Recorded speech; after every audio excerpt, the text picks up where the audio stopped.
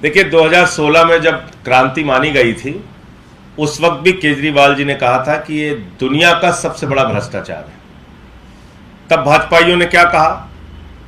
हमारे देश के चौथी पास राजा ने कहा कि 2000 की नोट आने से भ्रष्टाचार खत्म हो जाएगा मित्रों। अब वही चौथी पास राजा कह रहा है 2000 की नोट खत्म करने से भ्रष्टाचार खत्म हो जाएगा मित्रों। ऐसे अनपढ़ आदमी को अगर देश का प्रधानमंत्री बनाओगे तो दिन रात कोई भी आके कुछ भी समझा के फैसला लेके चला जाएगा। ये क्या मजाक बना रखा है आपने? जब आप 2000 का नोट लाते हैं तो कहते हैं भ्रष्टाचार खत्म हो जाएगा, काला धन खत्म हो जाएगा, आतंकवाद खत्म हो जाएगा। कितने बड़े बड़े दावे किए गए थे। कुछ लोग तो ये बता रहे थे कि 200 फीट नीचे अगर नोट गड़ी रहेगी तब भी चिप से पता चल जाएगा। ऐसा करिश्मा सब बता रहे थे। और अब कह रहे हैं 2000 की नोट बंद होने से भ्रष्टाचार खत्म हो जाएगा। इस देश की जनता को मूर्ख समझ रखा है क्या भाई? इंटायर पॉलिटिकल साइंस की तुम्हारी डिग्री हो सकती है, उस डिग्री का पता ना चले यह भी हो सकता है, लेकिन देश का बेड़ा गर्क मत करो। देश को ऐसी मुसीबत में मत डालो। अब होगा क्या?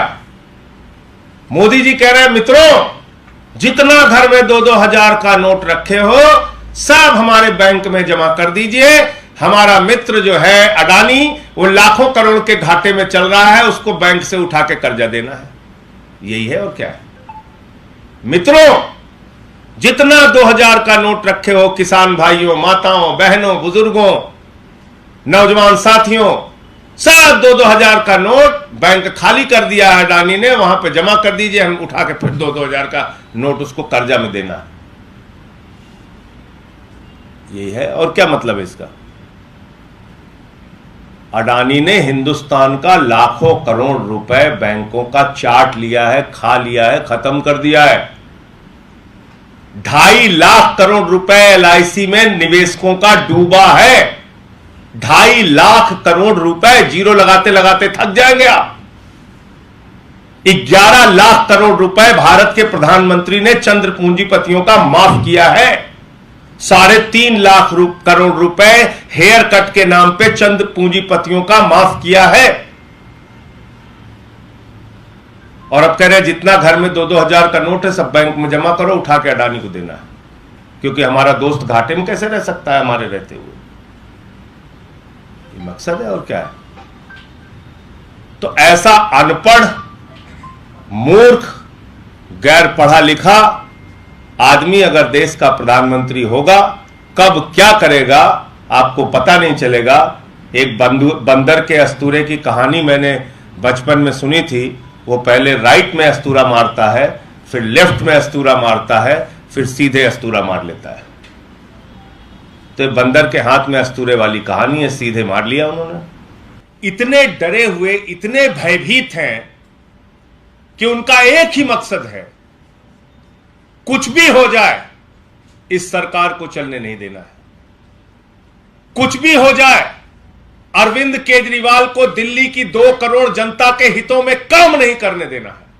कुछ भी हो जाए, दिल्ली के बच्चों की पढ़ाई नहीं होनी चाहिए, मोहल्ला क्लिनिक नहीं बनना चाहिए, बुजुर्गों की तीर्थ यात्रा नहीं होनी चाहिए, बिजली फ्री नहीं मिलनी चाहिए, शिक्षा मुफ्त में नहीं मिलनी चाहिए, इलाज मुफ्त नहीं मिलना चाहिए, घर घर राशन नहीं पहुंचना चाहिए। कुछ भी हो जाए, इन सारे कामों को रोकना है। क्योंकि दिल्ली की जनता ने यह अपराध कैसे कर दिया कि अपने बेटे को 90% सीट देकर मुख्यमंत्री बना दिया। इसको रोकना है। और कैसे रोका जा रहा है? 8 साल की लंबी लड़ाई चलती है। माननीय सर्वोच्च न्यायालय की संविधान पीठ का फैसला आता है। 5 जजों का, सर्वोच्च न्यायालय के 5 न्यायाधीशों का फैसला आता है। और वो फैसला सर्वसम्मति से आता है। क्या कहा जाता है उस फैसले में? कि दिल्ली की चुनी हुई सरकार के पास अधिकारियों की ट्रांसफर और पोस्टिंग की जिम्मेदारी होगी, इसलिए कि दिल्ली के 2 करोड़ जनता के प्रति एक चुनी हुई सरकार की जवाबदेही है। यह फैसला आता है सुप्रीम कोर्ट का और उसके बाद 2 दिन भी नहीं बीतता, भारतीय जनता पार्टी की सरकार, नरेंद्र मोदी जी की सरकार माननीय सर्वोच्च न्यायालय के फैसले को, संविधान पीठ के फैसले को एक अध्यादेश से बदल देती है, एक ऑर्डिनेंस से बदल देती है। कहती नहीं मानते सुप्रीम कोर्ट, नहीं मानते संविधान पीठ, नहीं मानते इस देश का संविधान, नहीं मानते इस देश का कानून,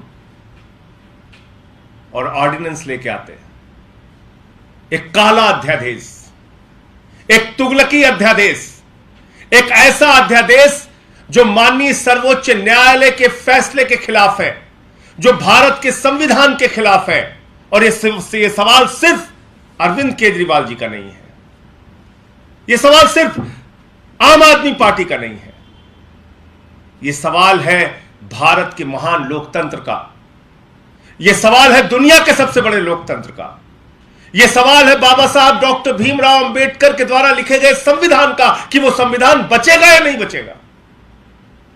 यह सवाल है देश की सर्वोच्च न्यायालय का कि उस न्यायालय की प्रतिष्ठा, उसके अधिकार और उसके आदेश बचेंगे या नहीं बचेंगे।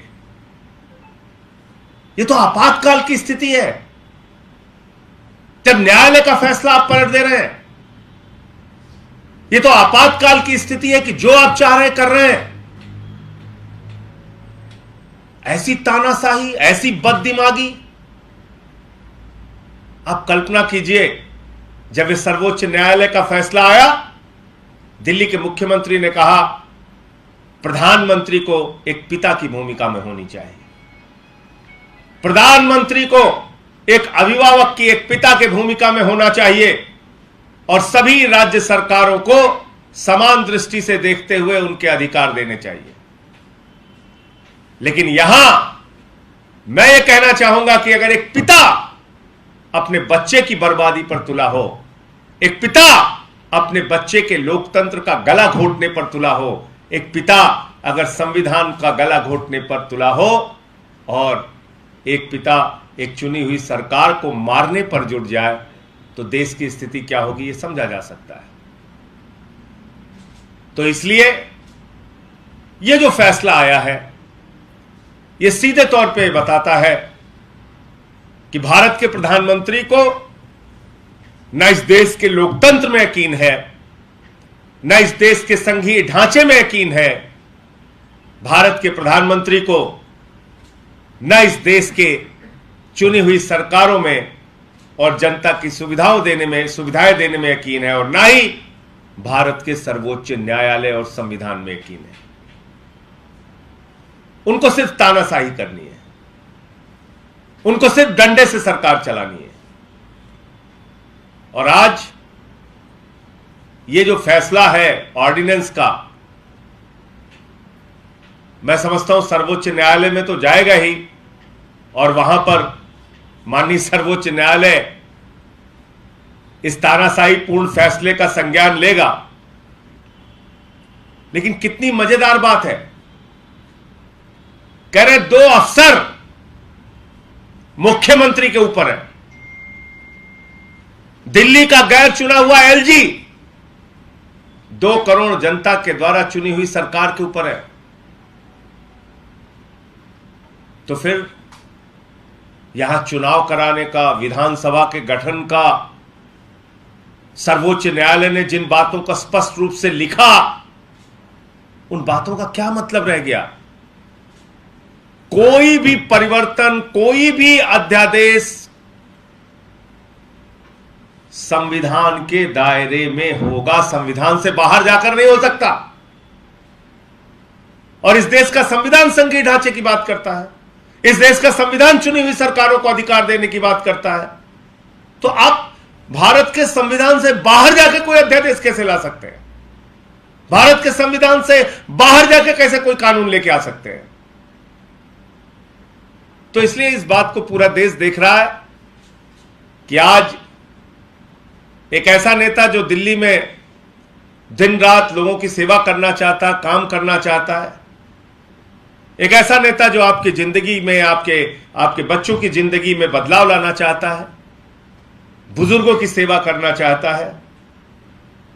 आप सोचिए, एक संवेदनशीलता का उदाहरण कि एक मुख्यमंत्री ने एक वीडियो देखा जिसमें महिलाओं के लिए बस नहीं रोकी जा रही थी, उस कंडक्टर के खिलाफ 2 मिनट के अंदर कार्रवाई करते हैं। यही नहीं चाहते मोदी जी, चाहते हैं नहीं, वो महिलाएं तो परेशान रहनी ही चाहिए क्योंकि उन्होंने केजरीवाल को चुना है। ये बुजुर्ग तो परेशान रहना ही चाहिए। इनको कैसे तीर्थ यात्रा मिल रही है, इनको कैसे बुढ़ापे की पेंशन मिल रही है, कैसे विधवा पेंशन मिल रही है, इनको तो परेशान रहना ही चाहिए क्योंकि इन्होंने केजरीवाल जी को चुना है। कैसे गरीब आदमी का बच्चा इतने अच्छे अच्छे स्कूल में पढ़ रहा है? बताओ, मोदी जी के रहते ये संभव है? कैसे उन बच्चों के मां बाप ने केजरीवाल जी को चुन लिया? कैसे गरीब के घर में रोशनी आ रही है, 300 यूनिट बिजली फ्री मिल रही है? लेटेस्ट न्यूज़ और आपकी ज़िंदगी के दिन भर की बड़ी जानकारी को समझने के लिए और जानने के लिए हमारे चैनल रिकवरी 24 को सब्सक्राइब करें और बाजू वाला बेल आइकन दबा के ऑल पर क्लिक ज़रूर करें और साथ ही में इस वीडियो को लाइक, शेयर और कमेंट भी ज़रूर करके जाएं।